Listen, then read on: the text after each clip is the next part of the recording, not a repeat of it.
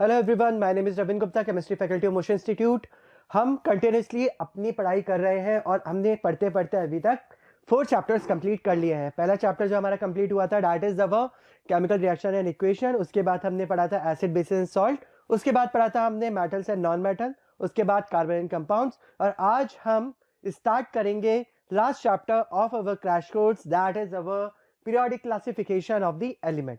Periodic classification of the element that is, नाम से ही पता चल रहा है कि इसके अंदर हम बात करने वाले हैं पीरियोडिक टेबल की।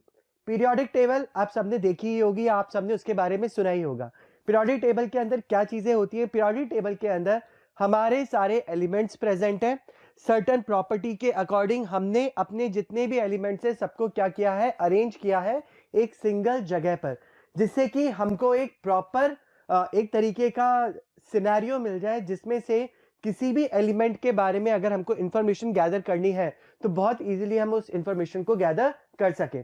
जैसा कि हम जानते हैं कि जो हमारे एलिमेंट्स डिवाइड होते हैं 3 कैटेगरीज में, that is our metals, non metal और मेटलर्ड्स। तो इसके अकॉर्डिंग हमारे पीरियोडिक टेबल के अंदर ये पर्टिकुलर एलिमेंट्स डिवाइडेड है। और बहुत इजीली हमको अगर किसी भी एलिमेंट की इंफॉर्मेशन पता करनी होती है तो इस पीरियोडिक टेबल में से ही देख के हम इस हर एक एलिमेंट की physical as well as chemical properties का प्रोडक्शन कर सकते हैं।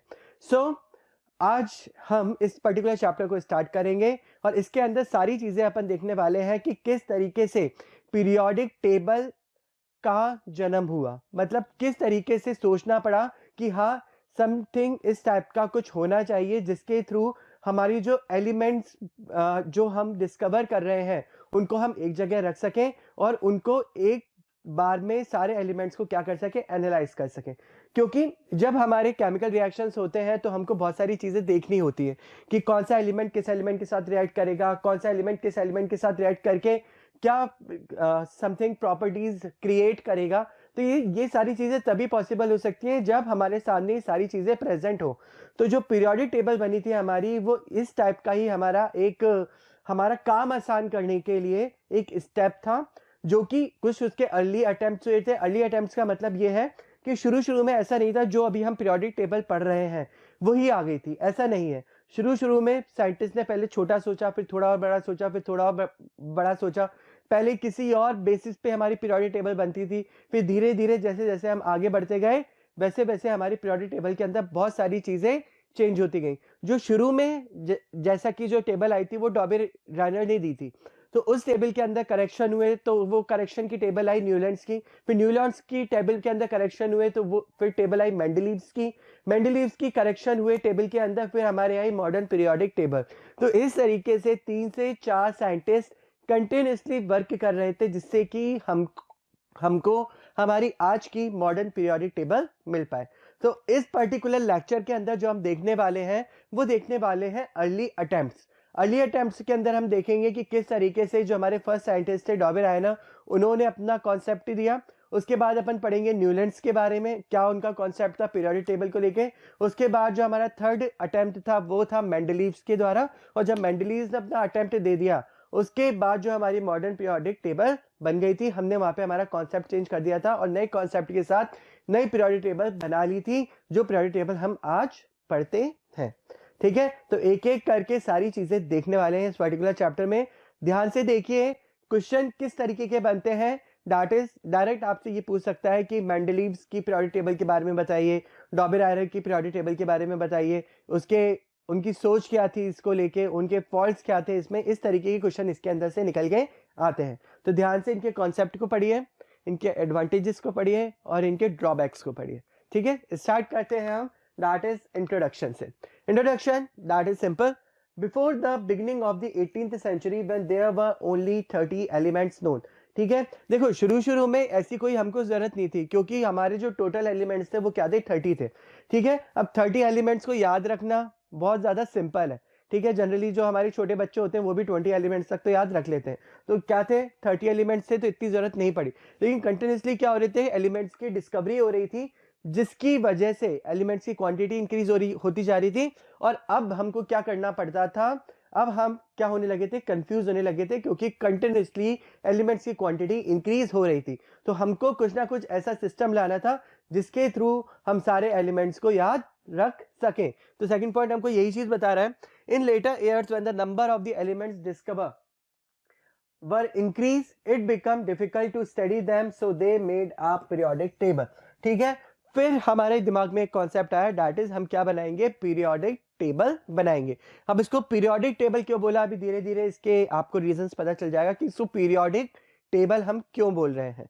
ठीक है, चलिए आगे देखिए। पीरियोडिक टेबल, अगर हम पीरियोडिक टेबल को डिफाइन करें तो उसको डिफाइन करने का तरीका है, पीरियोडिक टेबल में be define as the arrangement of all the known elements according to their properties in such a way that the elements of similar properties are grouped together in a tabular form.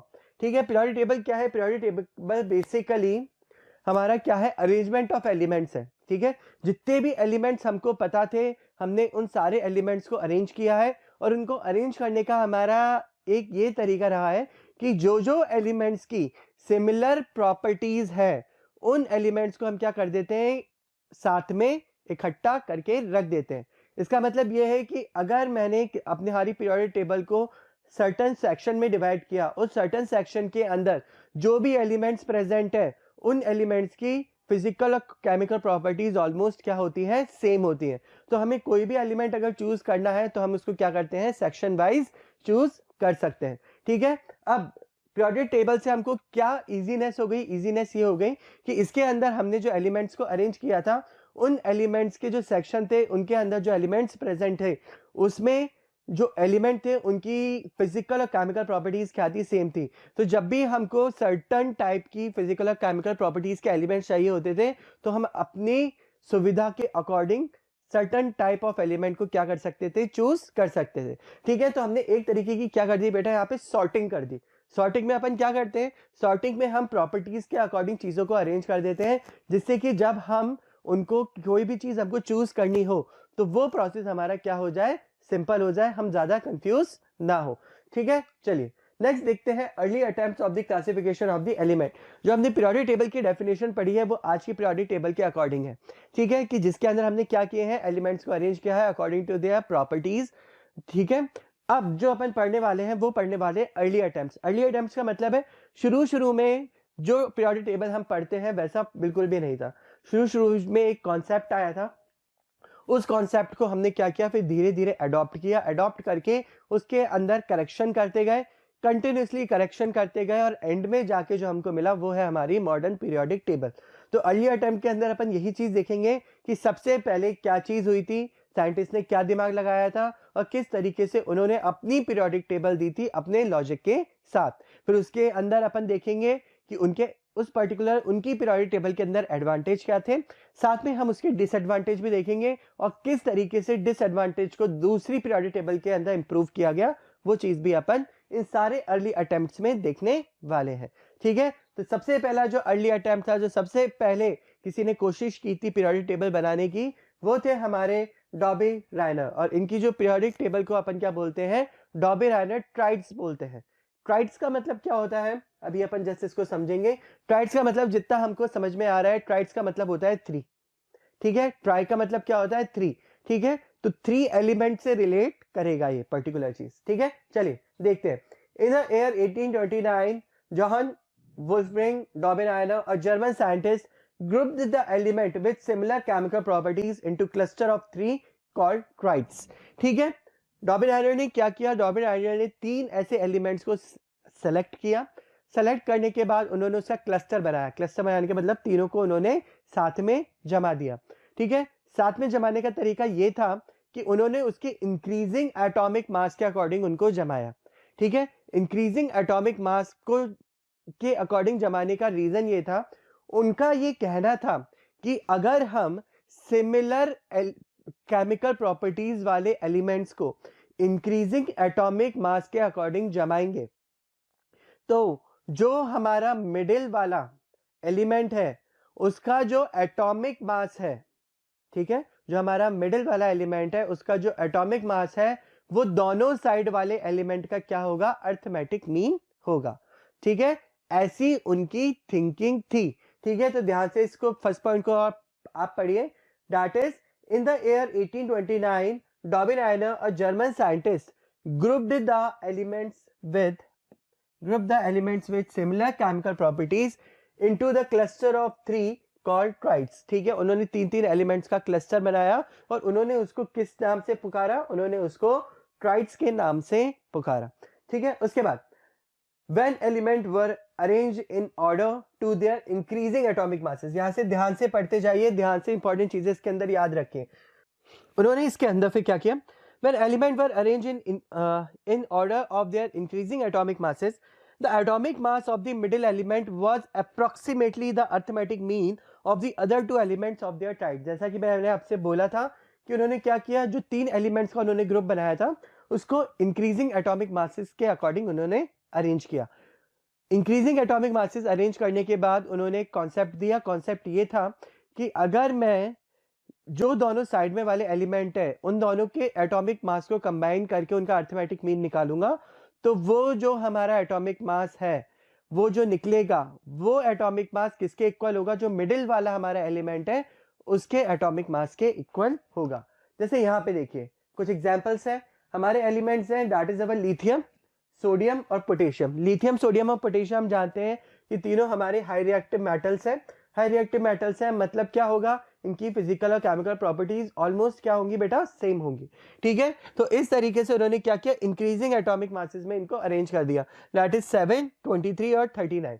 ठीक है, अब देखो यहाँ पे क्या बोला था डॉबिनाइनर ने, डॉबिनाइनर ने ये बोला था कि जो मिडिल वाला एलिमेंट है उसका जो एटॉमिक मास है वो इन दोनों के एटॉमिक मास का क्या होगा, अर्थमेटिक मीन होगा। ठीक है, तो 39 प्लस 7, ठीक है, 9 प्लस 7 दैट इज अवर 16 और ये 4, इसका अर्थमेटिक मीन कैसे निकालते हैं, 46 डिवाइडेड बाय 2। ठीक है, कट करेंगे तो क्या बन जाएगा बेटा, 23। तो 23 हमारा किसका आ रहा है, सॉरी इसका हमारा मास आ रहा है। ठीक है ना, तो इसके अंदर यही उन्होंने कॉन्सेप्ट, हर जो उन्होंने कुछ एलिमेंट्स लिए थे जिनके केमिकल प्रॉपर्टीज सेम थी उसके अंदर लगाना चालू कर दिया। जैसे यहाँ पे उन्होंने एलिमेंट्स लिए कैल्शियम, स्ट्रोंशियम और बेरियम। ठीक है, कैल्शियम का एटॉमिक मास था 40, स्ट्रोंशियम का था 87.5 और बेरियम का था 137। उन्होंने यहाँ पे 137 और 40 को कंबाइन किया, कंबाइन करने के बाद उसका अर्थमेटिक मीन निकाला, अर्थमेटिक मीन आया 88.5 जो कि अप्रोक्सीमेटली इक्वल था किसके, 87.5 के। तो इस तरीके से उन्होंने कुछ ट्राइड्स बनाए और कुछ ट्राइड्स के अंदर ये चीज हमें देखने के लिए मिल रही थी। मतलब हमारे पास अब क्या हो गया, हमारे पास एक आइडिया आ गया, किस बात का आइडिया आ गया कि हाँ कुछ एलिमेंट्स की केमिकल प्रॉपर्टीज अगर सिमिलर हो तो उनमें कुछ ना कुछ कनेक्शन हमको देखने के लिए मिलता है। ठीक है, तो जो डॉबिनाइनर था बेसिकली उनको किस लिए याद किया जाता है, उनको इसलिए याद किया जाता है कि उन्होंने हमको एक आइडिया दिया था कि एलिमेंट्स की अगर फिजिकल और केमिकल प्रॉपर्टीज सिमिलर है तो किसी ना किसी तरीके का रिलेशन तो उनमें देखने के लिए मिल सकता है। सिमिलर फिजिकल और केमिकल प्रॉपर्टीज ये इंडिकेट करती हैं किसी ना किसी तरीके का रिलेशन उन एलिमेंट्स में है। अब इसी रिलेशन को क्या करना है, हमको ढूंढना है और उसके अकॉर्डिंग ही हमको हमारे एलिमेंट्स को अरेंज करना है। ठीक है, तो यहाँ पे हमारे कुछ एग्जांपल्स हैं। आपको इसके अंदर सबसे पहले तो डॉबिनाइनर का स्टेटमेंट याद रखना है, दैट इज ये वाली लाइन कि किस तरीके से उन्होंने अरेंज किया है, साथ में इसके कुछ एग्जांपल्स भी हमको याद रखने हैं। क्वेश्चन अगर पूछा जाएगा तो इसी तरीके से पूछा जाएगा कि जो डॉबिनाइनर थे उनका क्या सोचना था, ठीक है, या उनका क्या लॉ था पीरियोडिक टेबल को लेकर, तो आपको वो पर्टिकुलर स्टेटमेंट लिखना है, साथ में उसे with the help of some examples explain करने हैं। अगर क्वेश्चन आता है इसमें से तो इसी तरीके का आता है। इसके अंदर एक तरीके के क्वेश्चन और बनते हैं, क्वेश्चन इस टाइप के बनते हैं कि आपको certain cluster of elements they दिए जाते हैं, मतलब 3-3 के ट्राइड्स दे दिए जाएंगे और आपसे पूछा जाएगा कि कौन सा ट्राइड हमारा डॉबिनाइनर के कॉन्सेप्ट को फॉलो कर रहा है। तो मतलब सिंपल सा यही उसके अंदर करना है कि जो हमारे उसके अंदर एलिमेंट्स गिवन है उन दोनों साइड वाले एटॉमिक मासेस को फर्स्ट ऑफ ऑल तो आप क्या करोगे, इंक्रीजिंग एटॉमिक मासेस में उन एलिमेंट्स को अरेंज करोगे। उसके बाद क्या करना है, जो मिडिल वाला एलिमेंट है, ठीक है, उसको एज इट इज रखना है और जो साइड वाले जो एलिमेंट्स हैं उनके एटॉमिक मासेस को कंबाइन करना है, डिवाइड करना है 2 से, अर्थमेटिक मीन निकालना है। अगर अर्थमेटिक मीन मिडिल वाले एलिमेंट के एटॉमिक मास के अकॉर्डिंग आ रहा है इसका मतलब वो पर्टिकुलर जो क्लस्टर है या जो ट्राइड है हमारा, वो डॉबिन-आयरर के रूल को फॉलो कर रहा है। तो इसके अंदर दो टाइप के क्वेश्चन हमारे बनते हैं, या तो इस तरीके का क्वेश्चन जो मैंने अभी आपको बताया, या तो पूरा डॉबिन-आयरर का कॉन्सेप्ट ही आपको इसके अंदर समझाना पड़ेगा। ठीक है, अब बात करते हैं इसके डिफेक्ट्स की, that the defects of the tried classification. Defects क्या आते हैं, चलिए देखते हैं। पहला डिफेक्ट था इसके अंदर, या पहला ड्रॉबैक था, that is a large number of similar elements could not be grouped into triads. Example, iron, magnesium, nickel, cobalt, zinc and copper are similar elements but could not be placed in the triads. ठीक है, जैसा कि जो triads हमारे बन रहे थे, triads हम किसके बेसिस पे बना रहे थे, सिमिलर फिजिकल और केमिकल प्रॉपर्टीज के बेसिस पे बना रहे थे। ठीक है, तो बहुत सारे हमारे ऐसे एलिमेंट प्रेजेंट थे, जैसे आयरन था, मैग्नीज था, निकल था, कोबाल्ट था, जिंक था, कॉपर था, जिनकी फिजिकल और केमिकल प्रॉपर्टीज क्या होती है, सिमिलर होती है, लेकिन इनका ट्राइड नहीं बन रहा था। ट्राइड क्यों नहीं बन रहा था, क्योंकि जो हमारा, अगर हम इनको इंक्रीजिंग एटॉमिक मासेस के अकॉर्डिंग लगा रहे थे, तो मिडिल एलिमेंट का जो एटॉमिक मास था वो अर्थमेटिक मीन नहीं आ रहा था। तो जो उनका कॉन्सेप्ट था वो फुली हर एक एलिमेंट पे हमारा प्रॉपरली इंप्लीमेंट नहीं हो रहा था। ठीक है, तो ये एक बहुत बड़ा ड्रॉबैक था, जिसके थ्रू जो उन्होंने कॉन्सेप्ट दिया था उसके थ्रू जितने भी हमारे एलिमेंट प्रेजेंट थे, उन सारे एलिमेंट्स के हमारे ट्राइड नहीं बन रहे थे। ट्राइड नहीं बन रहे थे, साथ में हर एक एलिमेंट्स पे भी उनका कॉन्सेप्ट नहीं लग रहा था। इस वजह से वो ये जो पर्टिकुलर पॉइंट था, ये हमारा ड्रॉबैक में आ गया। दूसरा पॉइंट क्या था, it was possible that the quite dissimilar element could be grouped into triads since he failed to arrange the known element in the form of triads. His attempt at classification was not very successful. ठीक है, देखो जो Dobbin-IRR का concept था वो ये था कि जो हमारा मिडिल एलिमेंट का एटॉमिक मास है वो क्या आना चाहिए, अर्थमेटिक मीन आना चाहिए दोनों साइड वाले एलिमेंट्स का। कई बार क्या होता था, वो ट्राइड्स बनाने के चक्कर में केमिकल और फिजिकल प्रॉपर्टीज को क्या कर जाते थे, ओवरकम कर जाते थे। तो ऐसे कई ट्राइड्स के अंदर हमको चांसेस दिखे, या कई ट्राइड्स के अंदर हमको ऐसे चीजें देखने के लिए मिली जिसके अंदर एलिमेंट्स की फिजिकल और केमिकल प्रॉपर्टीज सेम नहीं थी, लेकिन उनका जो अर्थमेटिक मीन था वो डॉबिन-आयरर के अकॉर्डिंग ही आ रहा था। तो यहाँ पे एक और चीज हमारे सामने आई। पहली चीज तो सिमिलर एलिमेंट जिनकी फिजिकल और केमिकल प्रॉपर्टीज सेम थी, हम उनको साथ में नहीं रख पा रहे थे क्योंकि अर्थमेटिक मीन नहीं आ रहा था। और दूसरा ये कि अर्थमेटिक मीन आने के चक्कर में हम सिमिलर फिजिकल और केमिकल प्रॉपर्टीज वाले एलिमेंट को साथ में नहीं रख पा रहे थे, क्योंकि हमारा पूरा फोकस किस पे चला गया था, या मैं बोलूं डॉबिन-आयरर का पूरा फोकस किस पे चला गया था, अर्थमेटिक मीन लाने में चला गया था। तो ये दो मेजर ड्रॉबैक्स थे जिसकी वजह से हमारा जो कॉन्सेप्ट था डॉबिन-आयरर का वो क्या हो गया बेटा, फेल हो गया। यहाँ पे जो डॉबिन-आयरर है, हम उसको याद करते हैं किस चीज के लिए, हम उसको याद करते हैं इस चीज के लिए कि उन्होंने हमको एक रास्ता दिया था जिसके थ्रू हम ये सोच सकते थे कि हाँ ऐसा पॉसिबल है। उन्होंने एक कॉन्सेप्ट दिया था हमें एटॉमिक मासेस का। ठीक है, कि एटॉमिक मास के अंदर किस तरीके के रिलेशंस आ रहे हैं, एलिमेंट्स के बीच में इस तरीके के रिलेशन आ रहे हैं, फिजिकल और केमिकल प्रॉपर्टीज सेम हो सकती हैं, इस तरीके की कुछ उन्होंने बातें दी थी। अब एक बार क्या होता है, एक बार चीज लाइमलाइट में आ जाती है तो कंटिन्यूस लोग उस पर क्या करना चालू कर देते हैं, रिसर्च चालू कर देते हैं। तो जब डॉबिन-आयरर का कॉन्सेप्ट फेल हो गया, उसके बाद हमारे आए नेक्स्ट साइंटिस्ट जिनका नाम था न्यूलैंड्स। न्यूलैंड्स ने अपना लॉ देना चालू किया पीरियोडिक टेबल के ऊपर। उन्होंने अपनी थीसिस लिखी, उन्होंने अपना एनालाइज किया कि किस तरीके से एलिमेंट्स को हम क्या कर सकते हैं, अरेंज कर सकते हैं। जब न्यूलैंड्स का टाइम था तब अप्रॉक्स हमारे 56 एलिमेंट प्रेजेंट थे, 56 एलिमेंट डिस्कवर हो गए थे। तो उनका जो काम था वो यही था कि जो ये 56 एलिमेंट्स है इनको किसी ना किसी तरीके से क्या करना है, अरेंज करना है, और अरेंज करके पीरियोडिक टेबल बनानी है। ठीक है, तो चलिए न्यूलैंड्स के बारे में देखते हैं। डॉबिन-आयरर का पार्ट हमारा ओवर होता है, उन्होंने अपना काम कर दिया है। अब उन्होंने जो हमको कॉन्सेप्ट दिया है वो एटॉमिक मास का दिया है, physical and chemical properties of the elements का दिया है, और उन्होंने हमको कुछ चीजें भी बताई हैं कि जो एटॉमिक मास है वो क्या होता है, रेगुलरली इंक्रीज होता है, तो इसके बेसिस पे हम एलिमेंट को जमा सकते हैं। इस तरीके की कुछ उन्होंने अपनी थ्योरीज दी थी। उन्हीं थ्योरीज को काम में लेते हुए न्यूलैंड्स ने भी अपना काम स्टार्ट किया। किस तरीके से स्टार्ट किया, दैट इज देखते हैं।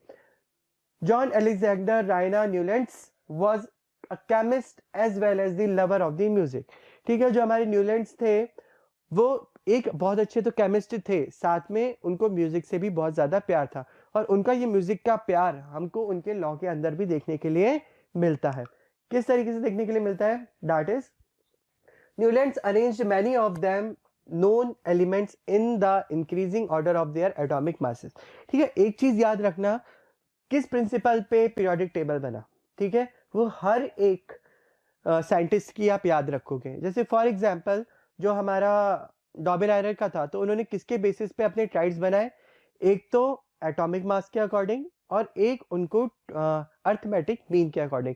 ये दो चीजें क्या थी हमारी डॉबेनायर के कॉन्सेप्ट में मेन थी. उसी के अकॉर्डिंग यहाँ पे जो न्यूलैंड्स है, न्यूलैंड्स का जो कॉन्सेप्ट था वो क्या था, कॉन्सेप्ट था उसका that is increasing order of the atomic masses.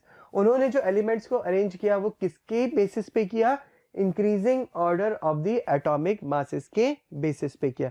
मतलब इस तरीके से एलिमेंट्स को जमाया कि कंटिन्यूसली उनका एटॉमिक मास क्या हो रहा था, इंक्रीज हो रहा था.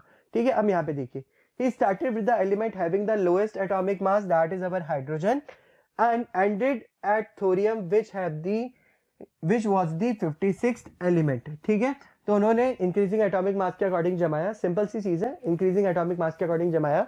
जो फर्स्ट एलिमेंट था दैट इज दिस, जो फर्स्ट एलिमेंट था वो था हमारा हाइड्रोजन, और जो लास्ट एलिमेंट था वो था हमारा क्या था, थोरियम था. ठीक है, और वो क्या था हमारा 56th एलिमेंट था. ठीक है, तो टोटल 56 एलिमेंट उस टाइम तक क्या हो गए थे, डिस्कवर हो गए थे. ठीक है, अब उसने क्या बात नोटिस की, he noticed that the eighth element was similar in the properties of the first element, just like the eighth note in music.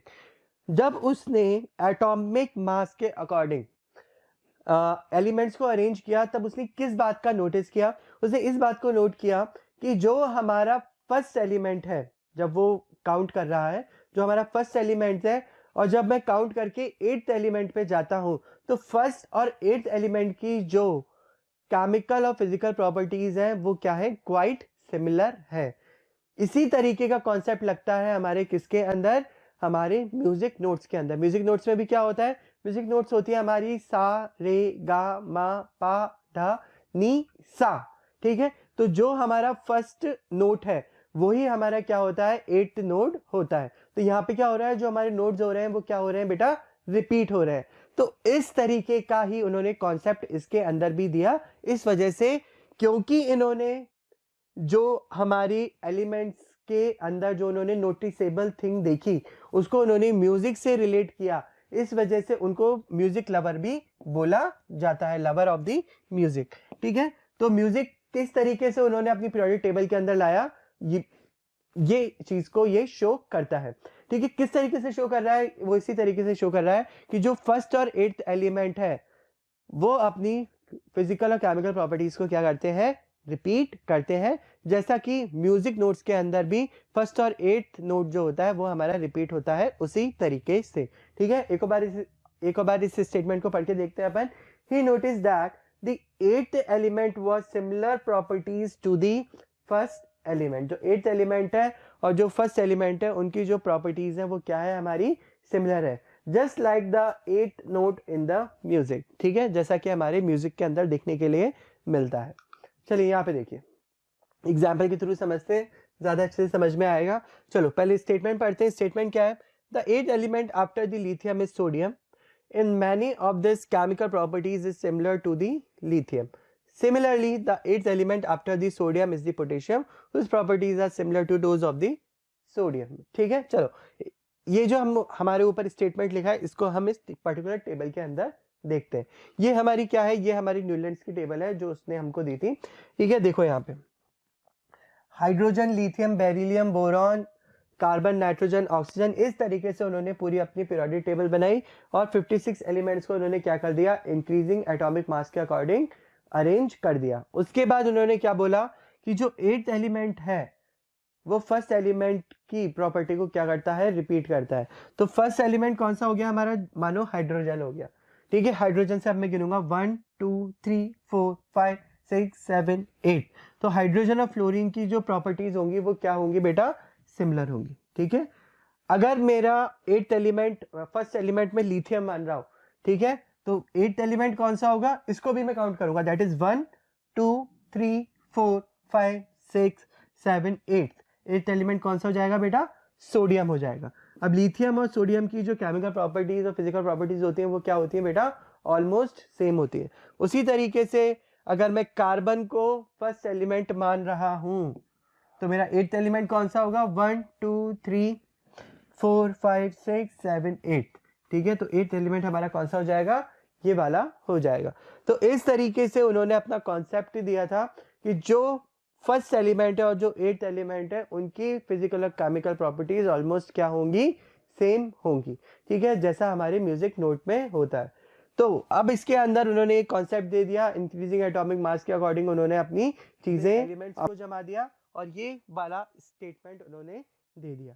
अब ये कितना कारगर साबित हुआ इस चीज को अपन देखते हैं। चलिए, जब सारी चीजें उन्होंने इसमें अरेंज कर ली उसके बाद उन्होंने अपना क्या दिया बेटा? स्टेटमेंट दिया। स्टेटमेंट क्या था? When the elements are arranged in increasing order of their atomic masses, the 8th element resembles the first in physical and chemical properties, just like the 8th note on a musical scale resembles the first note.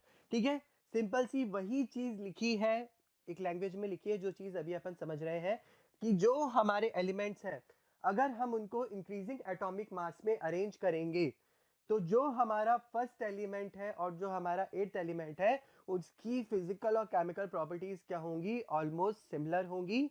या मैं बोलूं कि same element की physical properties क्या हो रही होंगी? हमारी रिपीट हो रही होंगी। ऐसी चीज हमको कहाँ पे देखने के लिए मिलती है? ऐसी चीज हमको देखने के लिए मिलती है जब हम म्यूजिक नोट्स को काम में लेते हैं, जिसके अंदर फर्स्ट नोट और 8th नोट क्या करते हैं? एक दूसरे को रिपीट करते हैं। ठीक है, उसके बाद achievements of law of octaves. अब जब उन्होंने इतना कुछ किया, दैट इज उन्होंने इंक्रीजिंग एटॉमिक मास में जमाया, प्लस एक कॉन्सेप्ट भी उन्होंने उसके अंदर डेवलप किया कि जब हम इंक्रीजिंग ऑर्डर में अरेंज करते हैं तो फर्स्ट और 8th एलिमेंट की फिजिकल और केमिकल प्रॉपर्टीज क्या होती है? ऑलमोस्ट रिपीट होती है। उसके बाद उनके कुछ ड्रॉबैक अचीवमेंट्स आए।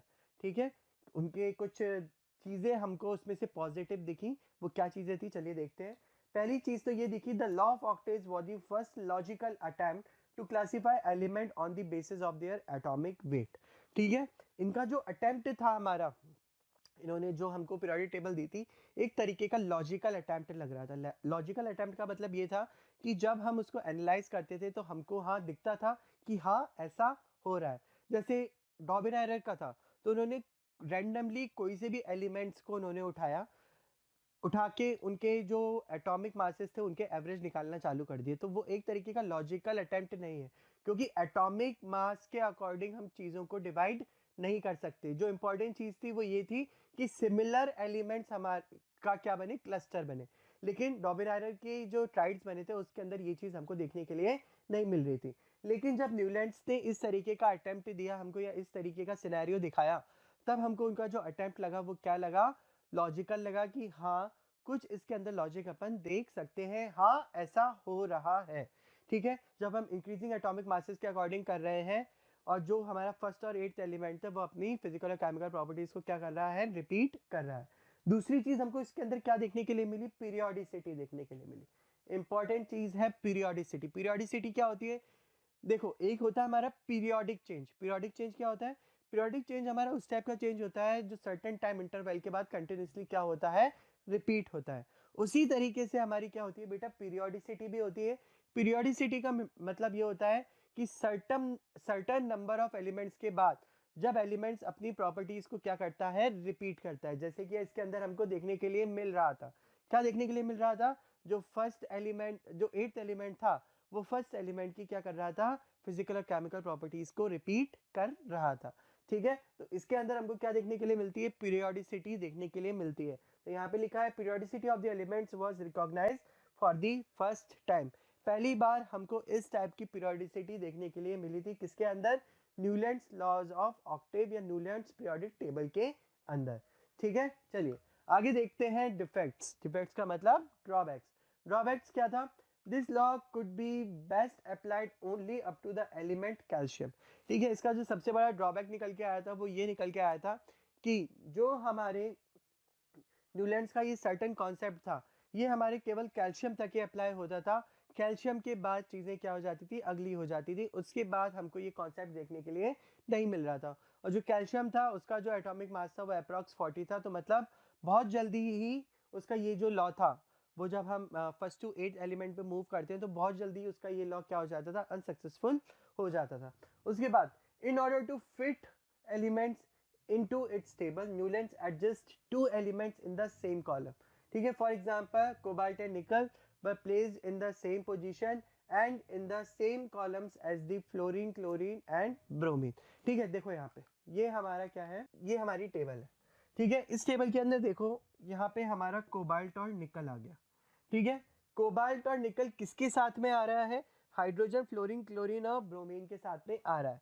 ठीक है, यहाँ पे जो कोबाल्ट और निकल है जैसा कि हम जानते हैं वो एक तरीके के मेटल्स होते हैं, तो वो किसी भी तरीके से इन ये जो एलिमेंट इसके अंदर प्रेजेंट है इसकी जैसे वो हमारे मतलब सेम नहीं होंगे, कुछ ना कुछ उसमें डिफरेंस होगा, क्योंकि जितने भी हैं हमारे ये क्या है, नॉन मेटल्स है, ये क्या है, हमारे दोनों मेटल्स है। साथ में उन्होंने क्या किया, दो एलिमेंट्स को एक साथ रख दिया। ठीक है, जो कि हमारा सही प्रोसीजर नहीं है, क्योंकि उन्होंने कहीं पे भी इस चीज को नोट नहीं किया है कि हम ऐसा कर सकते हैं।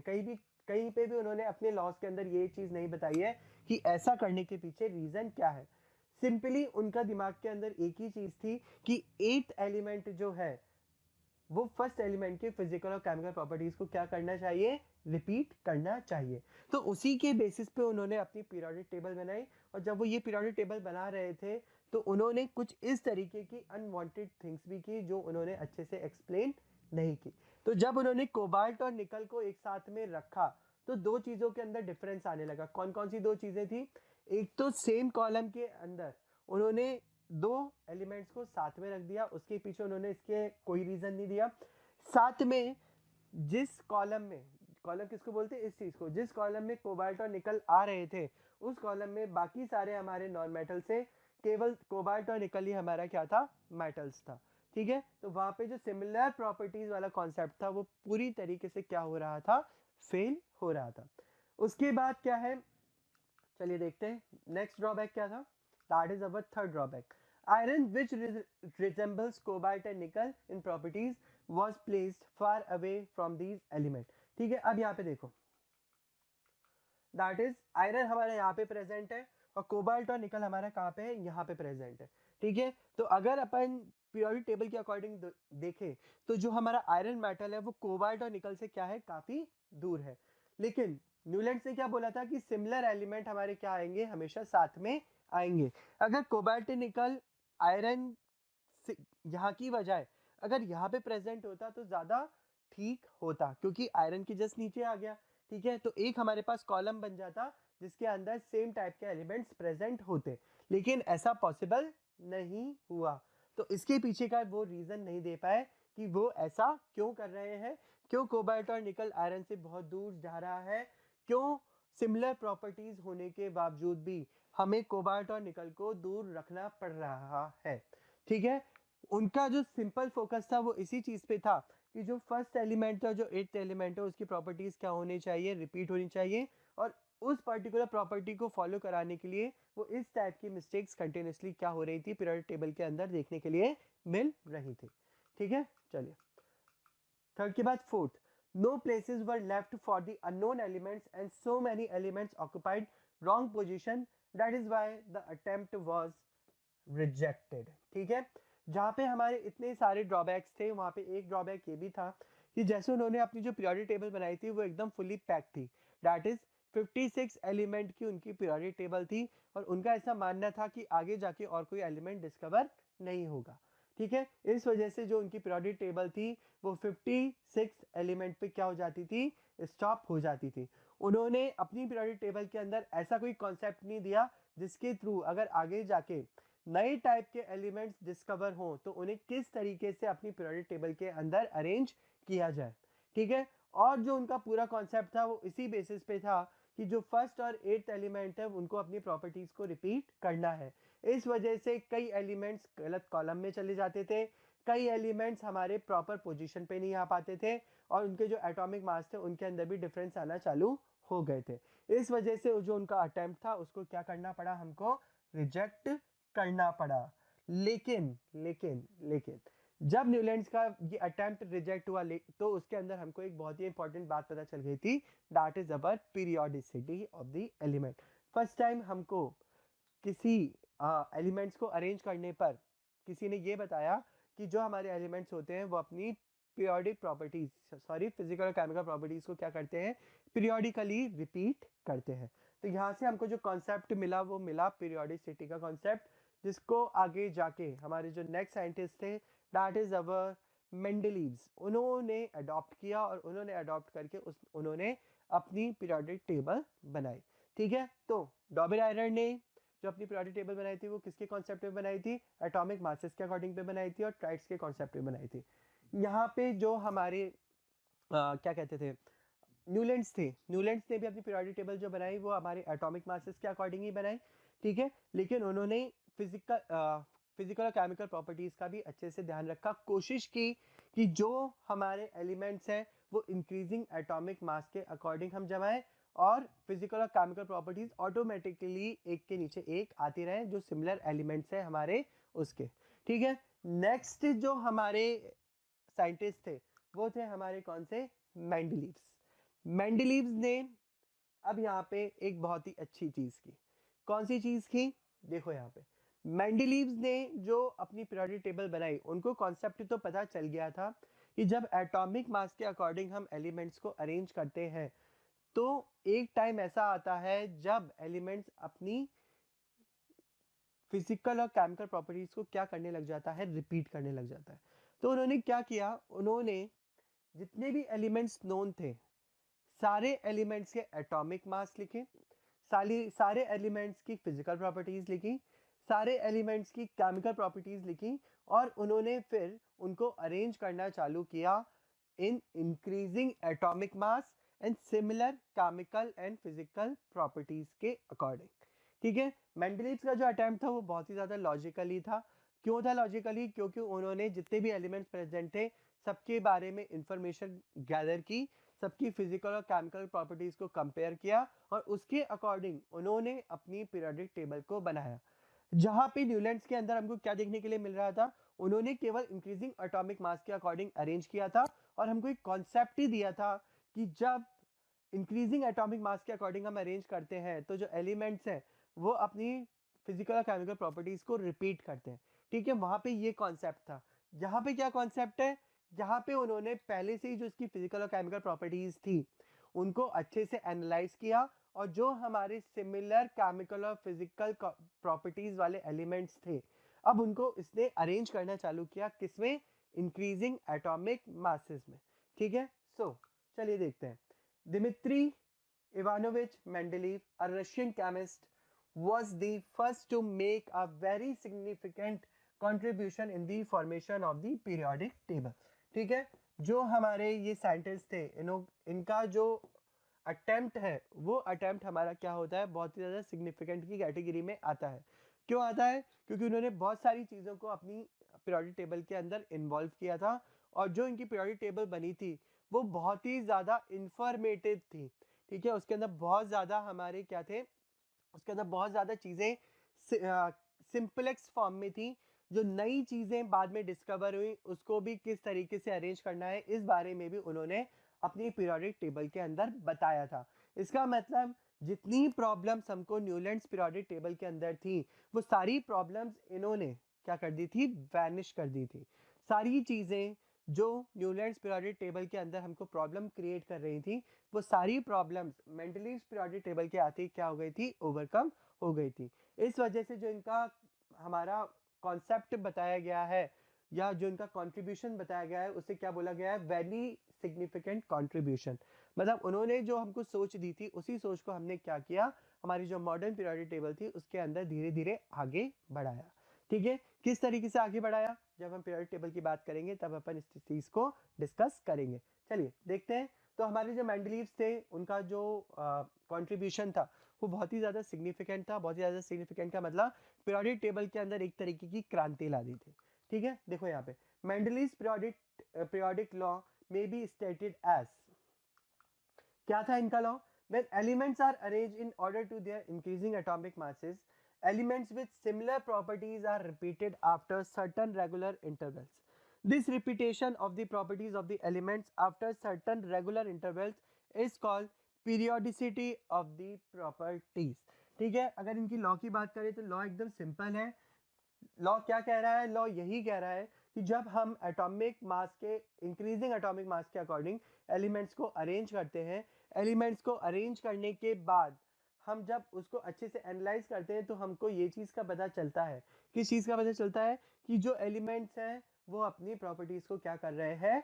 रिपीट कर रहे हैं। ठीक है, दैट इज यही चीज लिखी है, that is the elements we are arranged in order to their increasing atomic masses. Elements with similar properties are repeated after certain regular intervals. ठीक है, the repetition of the properties of the elements after certain regular intervals is called periodicity of properties. ठीक है, एक important point हमको यहाँ पे भी मिल रहा है, that is इस particular repetition of the properties को वो क्या बोल रहे हैं? periodicity of the properties बोल रहे हैं। ठीक है, सेम चीज, वही चीज है, that is increasing atomic mass के अकॉर्डिंग एलिमेंट्स को जमाया और हमने इस बात को नोटिस किया कि एलिमेंट्स अपनी फिजिकल और केमिकल प्रॉपर्टीज को क्या कर रहे हैं? कंटिन्यूसली रिपीट कर रहे हैं, और रिपीट करने पे हमने उसको क्या नाम दिया? Periodicity of properties. पीरियोडिसिटी का मतलब रेगुलर टाइम इंटरवल के बाद या रेगुलर नंबर ऑफ एलिमेंट्स के बाद वो हमारी जो प्रॉपर्टीज हैं वो क्या हो रही हैं? रिपीट हो रही हैं। ठीक है, कैरेक्टरिस्टिक्स देखते हैं मेंडलीव्स पीरियोडिक टेबल की। कैरेक्टरिस्टिक्स की बात करें तो मेंडलीव्स अरेंज, कैरेक्टरिस्टिक्स का मतलब कि किस तरीके से उन्होंने अपनी पीरियोडिक टेबल बनाई, किन किन चीज़ों का ध्यान रखा, क्या क्या चीज़ें ली। ठीक है, सिंपल सा है। Mendeleev's arrange the elements in increasing order of their atomic masses in horizontal rows in such a way that the elements with similar properties fall in the same vertical columns. This periodic table consists of 7 horizontal rows called period, 7 horizontal rows। ठीक है, जो हमारी Mendeleev's की periodic table थी उसके अंदर जो हमारी रोज थी वो कितनी थी? 7 थी, 7 हॉरिजॉन्टल रोज थी। ठीक है, और 9 वर्टिकल कॉलम्स थे। कितने कॉलम्स थे? 9 वर्टिकल कॉलम्स थे। ठीक है, देखो यहाँ पे ये वाली स्टेटमेंट और ये वाली स्टेटमेंट को मैं जोड़ता हूँ। मेंडलीव्स ने अपनी पीरियोडिक टेबल को किस तरीके से बनाया? उसने अपनी पीरियोडिक टेबल के अंदर रोज और कॉलम्स बनाए। ठीक है, जो हमारी रोज थी उसके अंदर क्या किया मेंडलीव्स ने? इंक्रीजिंग एटॉमिक मासेस के अकॉर्डिंग अपने एलिमेंट्स को अरेंज करना चालू किया।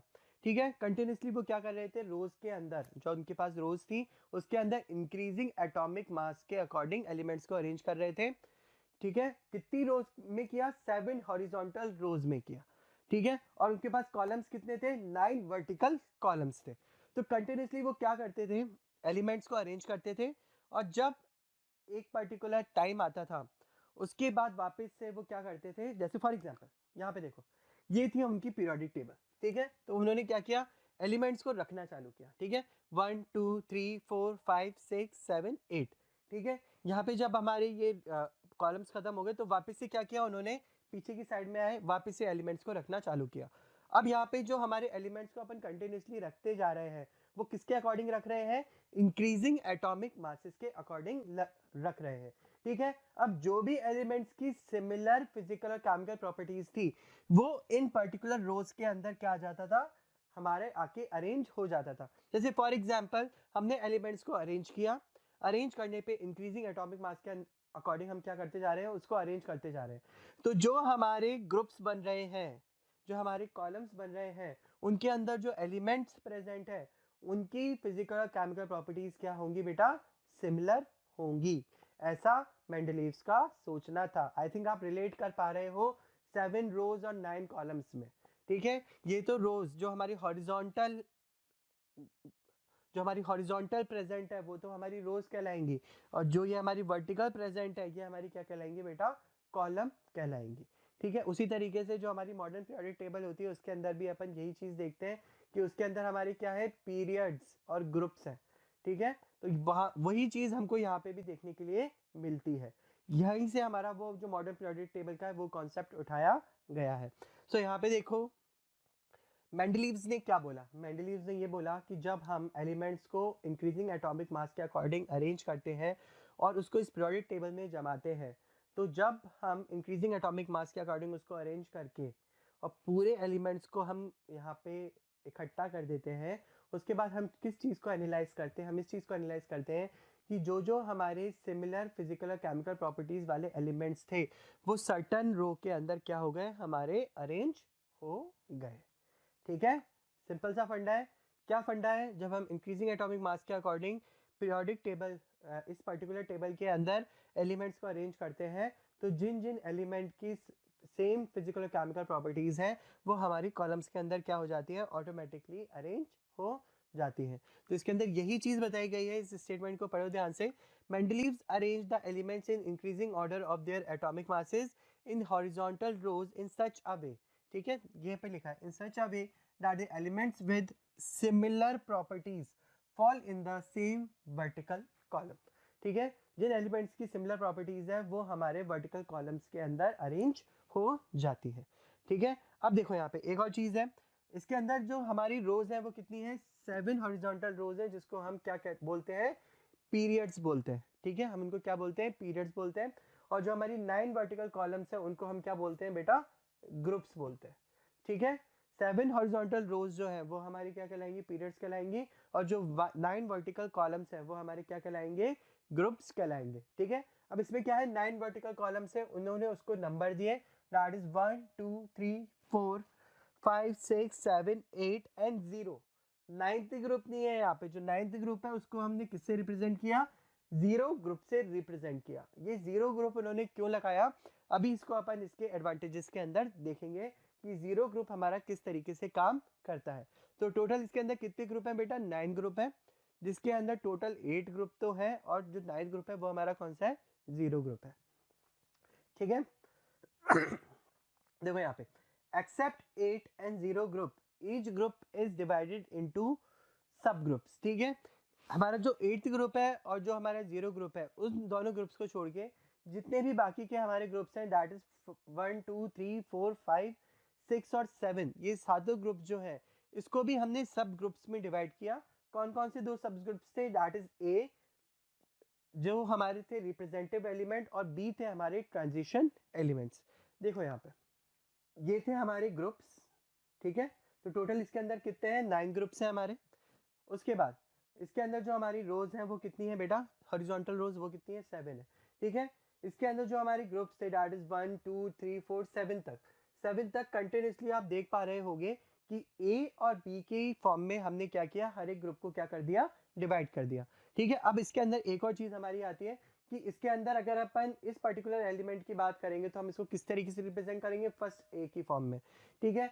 इस पर्टिकुलर इस एलिमेंट को अगर रिप्रेजेंट करेंगे तो उसे किस फॉर्म में रिप्रेजेंट करेंगे, 4th ए की फॉर्म में, ठीक है। या मैं इस एलिमेंट को रिप्रेजेंट कर रहा हूँ दैट इज सी यू को, तो मैं क्या बोलूंगा, 2nd बी की फॉर्म में, ठीक है। तो इस तरीके से हम क्या करते हैं, इसके अंदर फिर हमारे एलिमेंट्स को हम रिप्रेजेंटेशन करते हैं। कई बार इस तरीके से भी पूछा जाता है कि हमारा फर्स्ट ए एलिमेंट कौन सा है, 2nd बी एलिमेंट कौन सा है, ठीक है, 5th सी एलिमेंट, 5th बी एलिमेंट कौन सा है, क्योंकि हमारे जो ये ग्रुप्स है ये ए और बी की फॉर्म में क्या हो गए, हमारे सब ग्रुप्स में कन्वर्ट हो गए इस वजह से, ठीक है। तो मेंडलीव्स की जो पीरियोडिक टेबल थी वो हमारी किस तरीके की थी, उसने हॉरिजॉन्टल रोज को बोला ग्रुप, वर्टिकल रोज को बोला उसने, सॉरी हॉरिजॉन्टल रोज को बोला उसने हमारा पीरियड, सॉरी हॉरिजॉन्टल रोज को उसने बोला पीरियड, ठीक है। जो हमारे वर्टिकल कॉलम्स है उसने उसके लिए बोला ग्रुप्स, ठीक है। साथ में इंक्रीजिंग एटॉमिक मास के अकॉर्डिंग उसने एलिमेंट्स को अरेंज किया, और जो सिमिलर एलिमेंट्स है जिनकी फिजिकल केमिकल प्रॉपर्टी सिमिलर थी वो हमारे वर्टिकल कॉलम्स में आके क्या हो गई, अरेंज हो गई। उसने फर्स्ट से लेकर 7th ग्रुप को ए और बी पार्ट्स में क्या कर दिया, डिवाइड कर दिया, मतलब सब ग्रुप्स बना दिए। अब जी जो ए और बी पार्ट था ये हमारे दो था, दैट इज एलिमेंट्स के ऑक्साइड और हाइड्राइड्स की फॉर्म में, ठीक है। जो हमारा ए पार्ट था उसके अंदर उसका जो रिएक्शन होता था वो ऑक्सीजन की फॉर्म में होता था, और उसका जो रिएक्शन होता था वो हाइड्रोजन की फॉर्म में होता था। मतलब ए पार्ट के अंदर तो जो पर्टिकुलर एलिमेंट ऑक्सीजन से रिएक्ट कर रहा है उसका तो ए ग्रुप बना था, ठीक है। और जो पर्टिकुलर एलिमेंट किससे रिएक्ट कर रहा है, हाइड्रोजन से रिएक्ट कर रहा है, उसका क्या बना था बेटा, बी ग्रुप बना था। तो इस तरीके से भी कुछ हमारे क्या थे, इसमें अरेंजमेंट्स हमारे हुए थे। चलिए देखते हैं इसके अचीवमेंट्स के बारे में। मेंडलीव्स की जो पीरियोडिक टेबल थी उसके क्या क्या अचीवमेंट्स थे। पहला अचीवमेंट था systematic study of the elements, ठीक है। क्या था systematic study of the elements, all the elements in general were arrange systematically in increasing order of their atomic masses, ठीक है। The arrangement helpful to study the properties of the various element. Systematic arrangement का मतलब यहाँ पे ये है कि जो हमारे एलिमेंट्स से हमने उनको इंक्रीजिंग एटॉमिक मास के अकॉर्डिंग क्या कर लिया था, अरेंज कर लिया था। तो हमको अगर सिमिलर प्रॉपर्टीज वाले एलिमेंट्स को छांटना था तो बहुत इजीली हम उसमें उनको छांट सकते थे। तो यहाँ पे हमारे पास एक सर्टन सेक्शन था जिसके अंदर उस टाइप के एलिमेंट्स प्रेजेंट थे जिनकी सिमिलर केमिकल और फिजिकल प्रॉपर्टीज थी। तो एक तरीके का क्या हो गया था, जो मेंटली पीरियोडिक टेबल थी वो हमारी सिस्टमेटिक अरेंजमेंट थी किसका, एलिमेंट्स का। Prediction of the new elements, देखो यहाँ पे जब हम एलिमेंट्स को अरेंज कर रहे थे तो उनके इंक्रीजिंग एटॉमिक मास के अकॉर्डिंग कर रहे थे। अगर कहीं पे ऐसा गैप आता था जहाँ पे इनकी जो हमारा एटॉमिक मास है उनके बीच में बहुत ज़्यादा डिफरेंस आ जाता था, जैसे कंटिन्यूसली जो हम एटॉमिक मास के अकॉर्डिंग अरेंज कर रहे थे तो दो एलिमेंट्स के एटॉमिक मास के अंदर ज़्यादा डिफरेंस नहीं था। सर्टन दो एलिमेंट्स ऐसे आ गए जिनके एटॉमिक मास के बीच में बहुत ज़्यादा डिफरेंस है, तो वहाँ पे मेंडलीव ने बोला कि आगे जाके यहाँ पे कोई ना कोई एलिमेंट ऐसा आएगा जिसका एटॉमिक मास क्या होगा, ये हो सकता है। ठीक है, तो prediction of the new elements का मतलब क्या है, prediction of the new elements का मतलब ये है कि जब हम हमारे अरेंज कर रहे थे, क्या अरेंज कर रहे थे, एटॉमिक मासेस के अकॉर्डिंग एलिमेंट्स को अरेंज कर रहे थे, तो हमको अगर एटॉमिक मासेस के बीच में बहुत ज़्यादा गैप नज़र आता था तो हम ये प्रेडिक्ट कर पाते थे कि आगे जाके यहाँ पे नई टाइप का कोई एलिमेंट आएगा और हम वो जगह क्या कर देते थे, खाली छोड़ देते थे।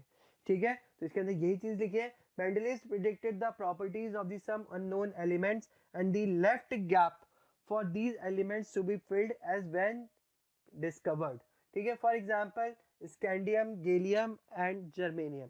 ठीक है, जो आगे जाके हमारे एलिमेंट डिस्कवर हुए कौन कौन से हुए थे, स्कैंडियम, गैलियम और जर्मेनियम हुए थे, जो कि मेंडलीव्स के टाइम पे प्रेजेंट नहीं थे, लेकिन उन्होंने प्रेडिक्ट किया था कि आगे जाके इस टाइप के एलिमेंट्स हमारे बनेंगे।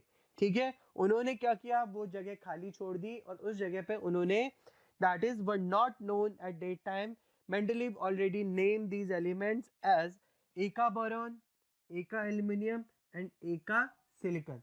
ठीक है, उन्होंने वो पर्टिकुलर जगह खाली छोड़ी और खाली छोड़ने के बाद उन्होंने उस खाली जगह पे इन एलिमेंट्स के नाम इस तरीके से लिख दिए। ठीक है, मतलब वो सिलिकॉन के बाद में आ रहा था तो उसे एका सिलिकॉन लिखा, बोरॉन के बाद में आ रहा था तो एका बोरॉन, एल्यूमिनियम के बाद में आ रहा था तो एका एल्यूमिनियम लिख दिया। ठीक है, आगे जाके जब बहुत नए नए एलिमेंट डिस्कवर हुए तो आगे जाके हमारे ये तीनों element that is scandium, gallium और जर्मेनियम उस पर्टिकुलर जगह पे बिना पीरियोडिक टेबल को डिस्टर्ब किए हुए ऑटोमेटिकली क्या हो गए, जाके एडजस्ट हो गए। मतलब उन्होंने इतना सोचा कि अगर आगे जाके इस टाइप के एलिमेंट डिस्कवर होते हैं तो किस तरीके से उन एलिमेंट्स को अपनी पर्टिकुलर टेबल के अंदर, अपनी पर्टिकुलर पीरियोडिक टेबल के अंदर अरेंज किया जाएगा। उन्होंने इस पर्टिकुलर कॉन्सेप्ट के बारे में भी अच्छे से सोचा था। ठीक है, नेक्स्ट चलते हैं, चलिए। Next is position of the noble gases. Noble gases की पोजीशन, मतलब उनको उस वक्त ऐसा दिमाग में आ गया था कि कुछ हमारी ऐसी गैसेस होंगी जो कि लीस्ट रिएक्टिव नेचर की होंगी, जिसे अपन क्या बोलेंगे, नोबल गैसेस बोलेंगे। तो उसके लिए उन्होंने क्या किया, when noble gases were discovered they were placed in the new group without disturbing the existing order. ठीक है, जो हमारा जीरो ग्रुप प्रेजेंट है उसके अंदर ये सारी नोबल गैसेस ही हमारी प्रेजेंट रहती हैं। ठीक है, तो उसके लिए उन्होंने क्या बोला, अगर कुछ इस तरीके के एलिमेंट्स आते हैं जो कि अनरिएक्टिव नेचर के होते हैं, जो किसी से रिएक्ट नहीं करते हैं, ठीक है, तो उसके लिए पूरी टेबल को डिस्टर्ब करने की जरूरत नहीं है, उसका एक अलग से ग्रुप क्रिएट कर देना और उस पर्टिकुलर ग्रुप के अंदर वो सारे जितने भी हमारी नोबल गैसेज हैं वो क्या हो जाएंगी, फिट हो जाएंगी। तो आगे जाके जब नोबल गैसेज डिस्कवर हुई तो हमने अपनी जो टेबल थी उसको अंदर से कहीं से नहीं छेड़ा, एक अलग ग्रुप क्रिएट कर दिया, वहाँ पे सारी नोबल गैसेज हमारी बहुत ईजिली अरेंज हो गई। ठीक है, उसके बाद करेक्शन ऑफ एटॉमिक मासेस। ठीक है, जब एटॉमिक मासेस, जब हमारे एलिमेंट्स को हम अरेंज कर रहे थे according to their atomic masses, physical and chemical properties, तो हमको देखने के लिए मिला कि जो कुछ हमारे एलिमेंट्स हैं उनके एटॉमिक मासेस के अंदर डिफरेंस आ रहे हैं, क्योंकि जब हम उनको इंक्रीजिंग एटॉमिक मासेस और फिजिकल और केमिकल प्रॉपर्टीज के अकॉर्डिंग अरेंज कर रहे थे तो उनकी पोजीशन के अंदर डिफरेंस आ रहे थे। ठीक है, तो एटॉमिक मासेस के अंदर जो डिफरेंस आ रहे थे वो भी हमारे मेंडलीव्स ने हमको सही करके दिए। जैसे फॉर एग्जांपल बेरिलियम का जो एटॉमिक मास था वो 13.5 था, लेकिन उन्होंने करेक्ट करके बोला कि उसका एटॉमिक मास क्या होना चाहिए, 9 होना चाहिए। उसी तरीके से Mendeleev projected the atomic mass of the gold is incorrect, later on it was found to be so. Similarly, atomic masses of the indium, uranium and platinum were also corrected. ठीक है, जब जब सिंपल सी चीज है, जब भी हम किसी चीज को अरेंज करते हैं तो उसके अंदर जितनी भी हमारी गलतियां होती है वो हमको ऑटोमेटिकली दिखना चालू हो जाती है। तो इस तरीके की कॉन्सेप्ट हमको किसके अंदर देखने के लिए मिलता है, मेंडलीव्स की पीरियोडिक टेबल के अंदर मिलता है। जैसे कि हम जानते हैं कि जब उन्होंने अपनी पीरियोडिक टेबल के एलिमेंट्स को अरेंज किया था तो उन्होंने कितनी बातों का ध्यान रखा था कि इंक्रीजिंग एटॉमिक मास होना चाहिए, और जो हमारे सिमिलर एलिमेंट्स हैं कि फिजिकल और केमिकल प्रॉपर्टीज सिमिलर है वो हमारे सेम वर्टिकल कॉलम के अंदर आने चाहिए। ठीक है, तो उनका जो अप्रोच थी वो बहुत ही ज़्यादा सिग्निफिकेंट थी, उस वजह से इस टाइप की जो प्रॉब्लम्स थी वो हमारी दूर हो पाए। ठीक है, उसके बाद ये तो थे हमारे सारे क्या एडवांटेजेस। अब अपन बात करते हैं drawbacks of the Mendeleev's periodic table. ठीक है, अब जैसा कि हमको पीरियोडिक टेबल देख के देख के दिख रहा है कि जो हमारी मेंडलीव्स की पीरियोडिक टेबल थी वो बहुत ही ज़्यादा एक तरीके से सिग्निफिकेंट थी, उसके अंदर किसी भी तरीके की हमको त्रुटि नहीं दिख रही है।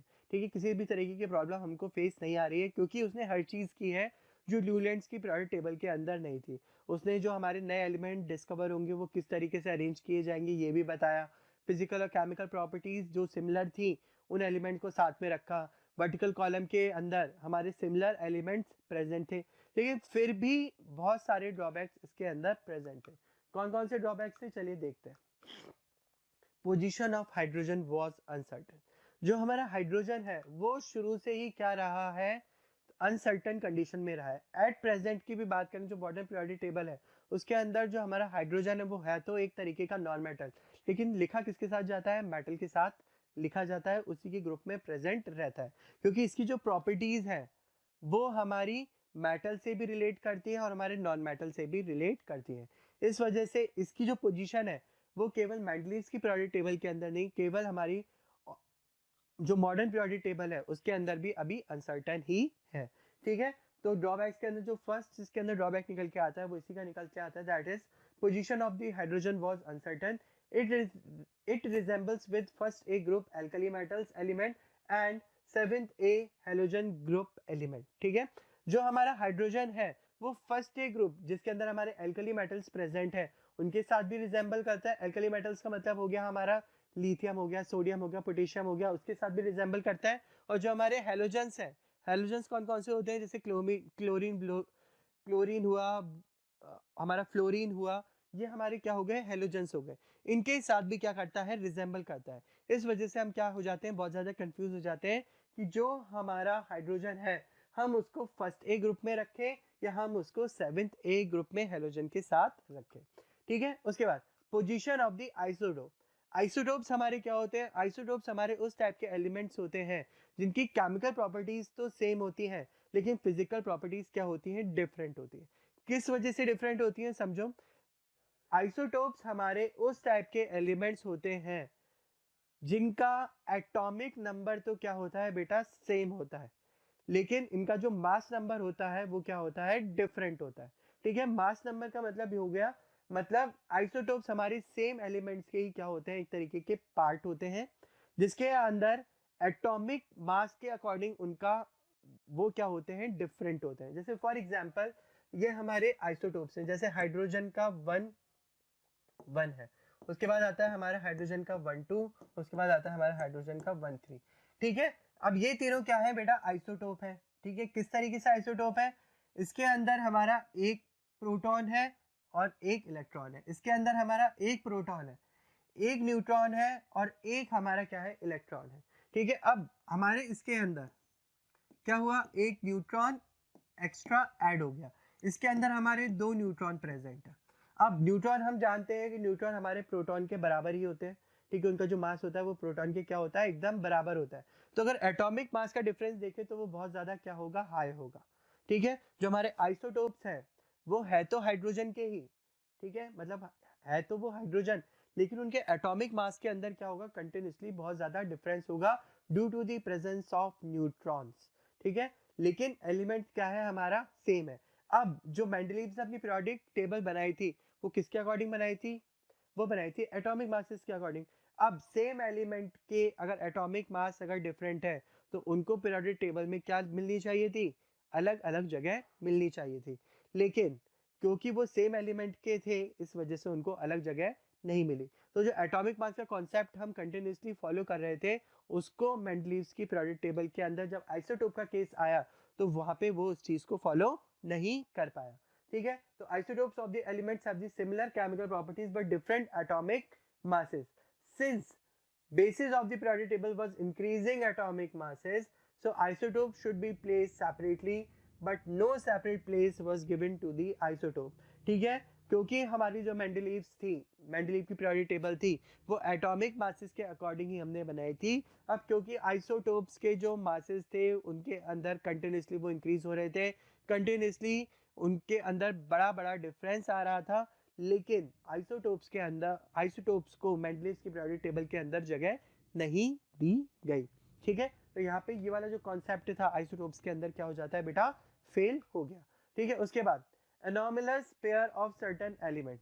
अब इसके अंदर भी एक चीज हमको देखने के लिए मिली कि क्योंकि जो हमारे मेंडलीव्स थे वो भी बहुत ज्यादा हमारे फोकस्ड हो गए थे किस चीज के ऊपर, दैट इज सिमिलर केमिकल और फिजिकल प्रॉपर्टीज वाले एलिमेंट्स को इकट्ठा रखना पड़ेगा। इस वजह से उन्होंने कई एलिमेंट्स की जो पेयरिंग थी वो क्या कर दी बेटा, गलत कर दी। ठीक है, जैसे for example certain elements were not arrange according to their increasing atomic masses. ठीक है, कुछ एलिमेंट्स को हमने अरेंज किया, वो किस तरीके से किया, इंक्रीजिंग एटॉमिक मासेस के अकॉर्डिंग नहीं किया। क्यों नहीं किया, क्योंकि वहां पे हमारा जो दूसरा कॉन्सेप्ट था वो फेल हो रहा था, दैट इज वर्टिकल कॉलम्स के अंदर सिमिलर फिजिकल और केमिकल प्रॉपर्टीज वाले एलिमेंट्स आने चाहिए थे, इस वजह से। ठीक है, तो यहाँ पे आर्गन एटॉमिक मास जिसका क्या था 39.9 था, वर प्लेस्ड बिफोर पोटेशियम जिसका एटॉमिक मास क्या था 39.0 था।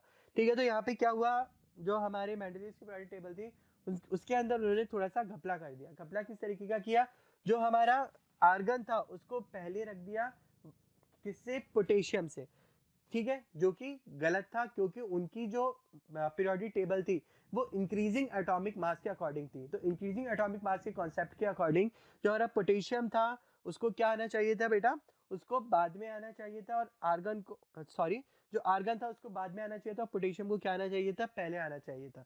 लेकिन क्योंकि अगर उसको इसी तरीके से जब आते तो वो सिमिलर कॉलम्स के अंदर नहीं आ पाते, इसलिए उन्होंने इस तरीके का चेंज भी कर दिया। ठीक है, उसी तरीके से कोबाल्ट को निकल के पहले डाल दिया। ठीक है, यहाँ पे भी वहां पे जो कॉन्सेप्ट था वो यही था कि सिमिलर फिजिकल और केमिकल प्रॉपर्टीज वाले एलिमेंट्स को एक कॉलम के अंदर लाना। ठीक है, तो यहाँ पे भी इस चीज को उन्होंने प्रायोरिटी दी, और जो उनका इंक्रीजिंग एटॉमिक मास वाला जो कॉन्सेप्ट था उसको उन्होंने यहाँ पे क्या कर दिया, डिनाई कर दिया। ठीक है, तो अब जैसे सिंपल सी चीज है, जिस बेसिस पे आप अपनी पूरी पीरियोडिक टेबल बना रहे हो, अगर उसी बेसिस को आप छेड़खानी करोगे तो वो हमारे ड्रॉबैक्स के अंदर ही आएगा। ठीक है, उसके बाद similar element were placed in different groups. ठीक है, जो हमारे सिमिलर एलिमेंट्स है उनके इतने ज्यादा करने के बावजूद भी, जो उन्होंने अभी लास्ट पॉइंट में अपन ने पढ़ा कि उन्होंने एटॉमिक मास को भी थोड़ा सा एटॉमिक मास को उन्होंने थोड़ा सा ओवरकम कर दिया। इतनी सारी चीजें करने के बावजूद भी कई जगह ऐसी चीज हमको देखने के लिए मिली जहाँ पे जो हमारे सिमिलर एलिमेंट्स थे वो उन्हें सेम ग्रुप्स में नहीं रख पाए।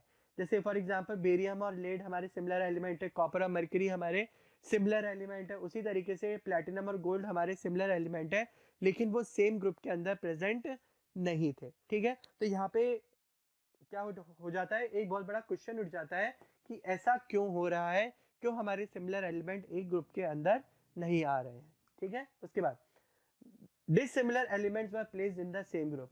जहां पे हमारे सिमिलर एलिमेंट हमारे ग्रुप्स के अंदर पर्टिकुलर नहीं आ पा रहे थे, वहां पे अगर सिमिलर एलिमेंट नहीं आ रहे हैं तो क्या होंगे बेटा, डिसिमिलर एलिमेंट ही हमारे ग्रुप्स के अंदर आएंगे। ठीक है, अब उस पर्टिकुलर चीज को भी वो एक्सप्लेन नहीं कर पा रहे थे क्योंकि उन्होंने बहुत ज्यादा कोशिश कर ली थी कि किस तरीके से पीरियोडिक टेबल को अरेंज किया जाए। That is silver and gold were placed in the same group with sodium and potassium, while other are little similarity in physical and chemical properties। ठीक है, देखो यहाँ पे सिल्वर और गोल्ड जो था हमारा, वो कौन से मेटल के साथ आ रहा था या वो कौन से एलिमेंट के साथ आ रहा था, वो आ रहा था पोटेशियम और सोडियम के साथ। ठीक है, अब जो सिल्वर और गोल्ड है वो तो है लीस्ट रिएक्टिव मेटल। ठीक है, सोडियम और पोटेशियम जो है वो है हमारे कौन से, हाई रिएक्टिव मेटल। जब ये दोनों एक ही कॉलम में आएंगे तो हमारा जो कॉन्सेप्ट है मेंडलीव्स का कि जो कॉलम के अंदर हमारे एलिमेंट प्रेजेंट है उनकी फिजिकल और केमिकल प्रॉपर्टीज क्या रहेंगी, एकदम सेम रहेंगी। तो यहाँ पे अगर हमारा सिल्वर और गोल्ड और पोटेशियम और सोडियम एक ही कॉलम में आएगा तो ये तो क्या है बेटा, रॉन्ग है। क्यों रॉन्ग है? क्योंकि गोल्ड और सिल्वर तो है हमारे लो रिएक्टिव मेटल्स और सोडियम और पोटेशियम है हमारे हाई रिएक्टिव मेटल्स। ठीक है, तो दोनों की जो केमिकल फिजिकल प्रॉपर्टीज है वो क्या हो जाएंगी बेटा, एकदम डिफरेंट हो जाएंगी। ठीक है, साथ में केमिकल प्रॉपर्टीज की बात करें तो ये जो एक दोनों केमिकल के साथ रिएक्शन होंगे तो इनका नेचर भी क्या हो जाएगा बेटा, थोड़ा बहुत डिफरेंट हो जाएगा। ठीक है, जैसे फॉर एग्जांपल जो हमारे सिल्वर और गोल्ड है वो जनरली एसिड के साथ रिएक्ट नहीं करते, लेकिन जो हमारे सोडियम और पोटेशियम है वो एसिड के साथ बहुत फ्रिक्वेंटली रिएक्ट करते हैं। तो इस टाइप की फिजिकल प्रॉपर्टीज और केमिकल प्रॉपर्टीज के अंदर डिफरेंसेस आ रहे थे। तो हम बोल सकते हैं कि dissimilar elements were placed in the same group. ठीक है, उसके बाद causes of periodicity. Causes of periodicity का मतलब Mendeleev did not explain the cause of periodicity in the physical and the chemical properties of the element। ठीक है, जो हमारी periodicity आ रही थी उसके पीछे का रीजन नहीं दे पाए कि क्यों हमको पीरियोडिसिटी देखने के लिए मिल रही है पीरियोडिक टेबल के अंदर। ठीक है, ध्यान से पढ़ो इस स्टेटमेंट को। Mendeleev did not explain the cause of periodicity। cause of periodicity का मतलब जो हम पीरियोडिसिटी देख पा रहे हैं किसके अंदर, Mendeleev की पीरियोडिक टेबल के अंदर, वो पीरियोडिसिटी हमको देखने के लिए क्यों मिल रही है, उसके पीछे का भी तो रीजन चाहिए। अगर उसके पीछे का रीजन नहीं होगा तो हम हमारी रिसर्च नहीं कर पाएंगे। तो पीरियोडिसिटी के पीछे का जो रीजन था वो हमारे Mendeleev नहीं दे पाए थे और उनका यहाँ पे ये कॉन्सेप्ट क्या हो गया, हमारा फेल हो गया। तो ये थे हमारे कुछ ड्रॉबैक्स जिसकी वजह से हमारे जो Mendeleev थे उनका कॉन्सेप्ट हमारा क्या हो गया बेटा, फेल हो गया। और इसके बाद जो हमारी आई वो आई मॉडर्न पीरियोडिक टेबल, जिसके अंदर हमने जो तीनों पीरियोडिक टेबल थी उनसे हमने क्या लिया, थोड़ा थोड़ा मटेरियल लिया, थोड़ी थोड़ी इंफॉर्मेशन ली और उसके बाद फाइनली बनी हमारी मॉडर्न पीरियोडिक टेबल। तो नेक्स्ट लेक्चर के अंदर अपन मूव करेंगे हमारी मॉडर्न पीरियोडिक टेबल की तरफ। आज जो अपन ने पढ़ा वो पढ़ा अपन ने अर्ली अटेम्प्ट। अर्ली अटेम्प्ट का मतलब यही है कि किस तरीके से ये सोच आई कि हमको एक पीरियोडिक टेबल बनानी चाहिए। और इसके अंदर जो अपन ने तीनों अर्ली अटेम्प्ट्स पढ़े हैं ये तीनों ही इंपॉर्टेंट है, इनके प्रिंसिपल्स को आपको याद रखने हैं। सो स्टूडेंट्स, आई थिंक आपने इस वीडियो को बहुत अच्छे से एंजॉय किया होगा। तो प्लीज इस वीडियो को लाइक कीजिए, मोशन फाउंडेशन चैनल को सब्सक्राइब कीजिए और जितना हो सके इस पर्टिकुलर वीडियो को शेयर कीजिए, क्योंकि खुशियां और ज्ञान बांटने से ही बढ़ता है। Thank you, have a nice day.